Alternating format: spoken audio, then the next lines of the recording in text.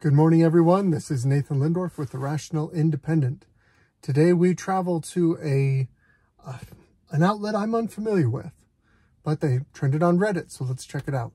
This is from commondreams.org. Sounds interesting. And the headline is, I think it explains where the author's coming from. Biden tax boost targeting the rich, called fair, popular, and long overdue. Republicans have already made clear they're on the side of the 1%ers and big corporations by trying to shield rich tax cheats and endangering Social Security and Medicare with deficit-busting tax cuts for the wealthy and corporations, said one expert. The contrast couldn't be sharper. I'm going to spare you most of the trouble, but a lot of what's going on in here in this article is some very partisan language. Far-right Republicans threaten to blow up the global economy. We have to treat Joe Biden's recent efforts to invest in widespread prosperity. So it's not taxation, it's investment. And the purpose of that investment is to achieve widespread prosperity, which is another way of saying equity, equality of outcome. That's the promise. As we go along, one of the comments that's illustrative, of the point being raised by the author is, quoting one of these experts, the provisions in Joe Biden's recent tax proposal, budget proposal, would raise substantial revenue, fund important priorities, and increase tax fairness. The revenue raisers are laser focused on taxing very wealthy individuals and corporations, and the budget would reduce the deficit while easing costs for American families, particularly for middle and low-income parents. Well, gosh, I wonder if it also makes sandwiches at halftime. That sounds amazing. And of course, we have a lovely tweet that's really indicative of what we're going after. Right now, a firefighter or teacher is paying double the tax rate that some billionaires pay. That's not okay. That's from Americans for Tax Fairness. And again, that fairness is an interesting word because it really kind of means equality of outcome.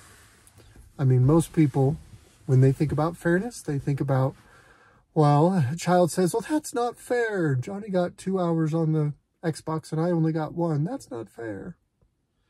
When a child's perspective of fairness is what needs to be equal. Everyone needs to get the same portion. So in order to discuss this from a critical thinking perspective, we need to break past the labels and the pejoratives and the partisan charged language.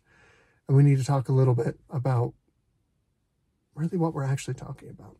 The actual substance of what we're talking about. And the substance of this, some people believe that it is a moral good for the government to control more and more of the wealth of the American people and the income generated by the American people yearly and direct it where it should go instead of where those individuals would choose for it to go. In other words, they want to reduce individual choice and increase centralized control. There's this philosophy, when taken to its extreme, is best encapsulated by a quote that I read several years ago. But it basically says, a tax rate, a theoretical tax rate of 100% is perfectly acceptable if the results of how those taxes are spent provides for everybody's needs properly. I'm not quoting it exactly, but that's the gist of it. Now, the interesting thing is the person who said that was Barack Obama's father. Digest that for a little bit. So what we're dealing with is the idea that some people believe that billionaires, the existence of billionaires, is immoral. They think that someone who has become a billionaire became that because they stole that wealth from other people. I'm not saying they're factually correct. I'm trying to articulate how a certain segment of society believes. And so they treat it as a moral crusade to try and flatten those billionaires. There are people who honestly believe the world would be better off, would be a morally superior world, if we basically eliminated all billionaires. Just confiscated all their wealth and redistributed it, just lop off the top. Some people believe that. I think that's foolishness, but that's their stated position. So when you read an article like this, understand that it's coming from someone who believes that. They believe that equal distribution, equity, equality of outcome is more morally just. In fact, there's even a section on this website called tax justice. That's probably a whole rabbit hole we could dive into, but sure, but we'll leave it to the side for now. So understand that that's their aim, that's their goal. And if they're allowed to achieve their goal, then you're going to end up in a world that's a lot more equitable. In other words, more equal in its outcome. However, historically speaking, efforts to equalize outcome usually results in a particular outcome, which is that everybody's broke together. Because it's a much, much easier to bring everybody down than it is to bring everybody up. If the goal is equality, everyone can be equal at 0 or close to 0. Congratulations. But if you want a society that has a measure of wealth and prosperity and innovation and growth and personal freedom, you're going to have to accept the understanding that the natural result of that is going to be inequity. You will have unequal outcomes. To my mind, that's a trade-off I'm willing to make.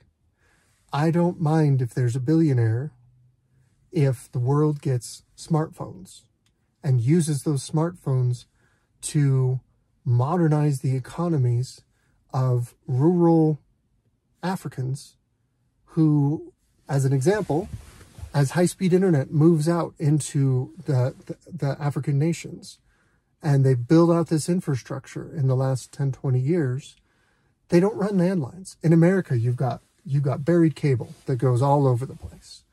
Because when we built our infrastructure, that's how you got stuff from point A to point B. They're not doing that. What they're doing is throwing up cell towers. Because it's way less expensive to run a high-speed cable out to a bunch of different cell towers, running back to a central hub and tie that into the internet, than it is to run buried cable to individual residences and individual businesses. On top of that, if you have those cell towers and you give a person a smartphone, they can run their whole business off the smartphone. They can take payments, they can submit orders, they can advertise their business, they can do everything that they need to do to be part of the modern economy from a phone, from a computer in their hand. And the cost of the barriers to entry are so reduced because the infrastructure goes much faster, much cheaper, and the endpoint users get deployed much quicker and much more cheaply. A couple $100 for a phone, and you're in business. That's an amazing innovation. In order to make that possible, you have to make Steve Jobs a billionaire. There's no other way that this happens, particularly not at the pace that it happened. Are you willing to allow a handful of people to have an inequitable outcome where they are extraordinarily wealthy, and in exchange, the living standard of essentially everybody on the planet goes up? Incrementally, maybe, but up. My answer is yes. If your answer is no, I'm happy to hear you make a cogent argument that defends that. I haven't heard one yet, but that's what we're talking about here. The person who wrote this article says that it's a moral wrong for there to be wealthy people, inequitable distribution of wealth across society. I think they're wrong, and I think the facts back me up. And I'm going to go ahead and offer a more specific example and this is something that you can Google and research. Maybe it'll be worth a deep dive at some point. We'll see. The person writing this article says that President Joe Biden is going to succeed at raising the revenue that the government collects. Even calls these tax boosts, tax increases, specifically calls them revenue raisers. So right there in the description, they're saying that the purpose of these increased taxes is to increase the amount of revenue that the federal government brings in from the private population. There's a problem with that. It doesn't actually work that way. There's a thing called the Laffer curve. This is something created or studied and publicized by an economist called Art Laffer. I want to say in the 70s, although I don't recall the exact timing, but it's an interesting concept. The concept is this. If you chart two lines on a graph, and one line is tax rate, and the other line is percent of GDP collected as revenue, you see something interesting. As the tax rate goes up, at first, the revenue also goes up. If you tax the entire population 1%, you're going to receive 1% of revenue, pretty close to it, in tax revenue, 1% of GDP. It's a 1-to-1 ratio, the two lines track together. You get to 10%, you're going to do about the same. You start to get to 20%, and you start to get some drop-off, where you don't collect as much revenue, even though the tax rate goes up. Why would that be? Because once the tax rate goes over a certain point, people begin to engage in legal tax avoidance strategies. Emphasis, legal. Some people call these tax cheats or loopholes or whatever. It's how the law is written. It's not a loophole or a cheat if you are literally doing what the tax code says you can do. It may be expensive, it may be cumbersome, but it's legal. If you go to 40%, the revenue actually starts to curve and drop to where the higher you raise the revenue, the lower the overall GDP starts to get. You start to have a drop-off, where actually, as you raise tax rates, you collect less in revenue. In other words, past a certain point, an increase in tax rate results in a decrease of revenue. I didn't make it, but I understand the psychology behind it. Seems pretty sound, seems proven in practice. Here's another piece that goes along with that. If you look at the tax rates of America going back to about World War II, you'll see that the tax rates, particularly the top tax rate, since we're in a progressive tax structure, obviously we have a whole tier of taxes and whatever, that's a mess. But if you take the top tax rate and you look over that time, it's gone all over the place. At one point, I think in the 50s or the 60s, the top tax rate was 95 or 98%. Almost 100%. That's incredibly confiscatory. But that was the policy at the time. And the interesting thing is, if you take a look over that 80 years or so, and you take a look at all the different ways that the legislatures have tried to adjust the tax rate, high, low, shape it this way, shape it that way, grab this tax, drop this tax, whatever, the actual revenue collected has stayed almost perfectly flat at about 19% of GDP.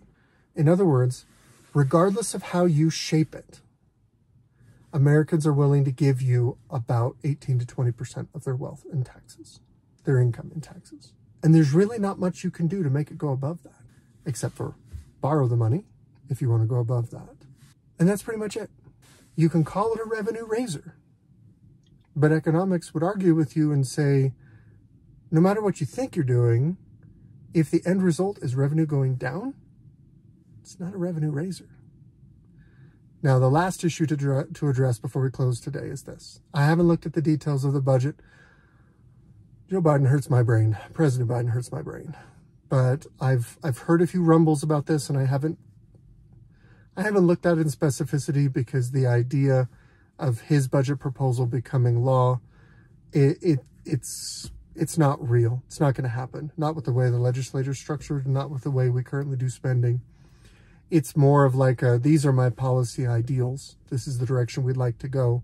It's almost like writing a white paper or saying, these are my feelings on the topic.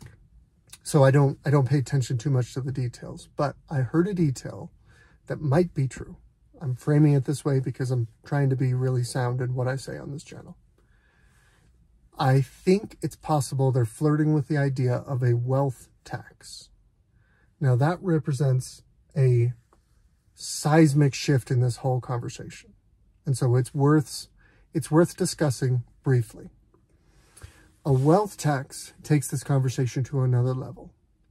And a wealth tax says, I'm not going to tax your income, which is, income tax is a provision that is constitutional because we amended the Constitution. I think it's the 16th Amendment that empowers Congress to funnel, to create a income tax, which means that we can tax the creation of wealth. However, a wealth tax is likely unconstitutional, so it's probably going to die on the table whenever it's proposed.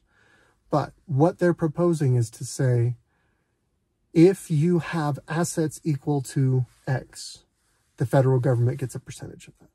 If that gets passed and tries to be implemented, you will see massive economic destruction in America. You will see our standard of living plummet. If you thought the Great Recession was bad, if you thought COVID was bad, if you thought last year's inflation was bad, you ain't seen nothing yet. If the federal government genuinely tries to implement seizure, confiscation of wealth held by individual citizens, that might be fatal to the American Republic. And we can go into why that is briefly, because it's a big, messy thing, and we've already been going for almost 20 minutes. Here's the deal. If you have, again, let me try and normalize this for you, because it's hard sometimes to think about this once you put enough zeros on the end of it. So let's simplify it. Let's say you're a smart, careful, patient person, and you made good, responsible decisions when you were young, in this case in point. So let's say you got married in your 20s. You're still married to your first wife. You had 2 or 3 kids, all of whom are stable members of society, living on their own kids, whatever. You bought a reasonable house that you still live in. You paid it off years ago. Let's say maybe even you started a business. Why not? Let's say you do janitorial supply in a mid-sized city somewhere in America. And you've done pretty well for yourself. And your business is probably worth, let's just call it $500,000 for fun. And let's say your house is also worth $500,000. Again, just tossing out random numbers. Let's say you've invested carefully in the stock market, in a 401k or a SEP or just in a brokerage account. And just for kicks and giggles, let's say you have $1 million in there. Again, we're using big round numbers. This is not necessarily representative. It's just an example that I think is within the reach of the average person conceptually. The government comes to you and says, I need 5% of your wealth. Well, what that means is you have to give them X amount of your overall percentage of wealth. How much is your house worth today? How much is your business worth today? How much are your stocks worth today? Add all that up in our example, that's $2 million. 5% of that is $100,000, if I'm doing my math right. So you give them $100,000 this year. Probably you have to liquidate some stocks to do that. You probably don't have the cash to do that. Now you have $1.9 million. Maybe that works for a little while, but next year they want it again. Let's take another 5%. So for round numbers, let's say that's another 100,000. Well, let's say you do this. I mean, how long can you sustain this? How long can you support this? You're basically feeding the alligator out of your liquid investments, out of your brokerage account. Well, let's complicate the picture just a little bit. Let's say you don't have a brokerage account. Let's say most of your wealth, as is in most Americans, the majority of your wealth is tied up in your house and maybe your business. So now you have $1 million worth of wealth and they want 5%. They want $50,000. You can't give them 5% of your house. Your house doesn't generate cash flow. It's your house that you live in. It's an asset that goes up and down in value. So the only way to meet this wealth confiscation is to take a loan against the value of your home or your business to pay the wealth tax. When you have an income tax, you are taxing a liquid asset. You are taxing the cash that came into your house this year. So you can turn around and more easily give a portion of that out. If you have your wealth tied up in something that is not liquid, like a house or a small business, you functionally, the only way to feed that obligation is through debt. And you're going to destroy the wealth of America very quickly. All that begins to be implicated when you face the realities of a wealth tax. I don't know if President Biden is actually proposing that in his current budget.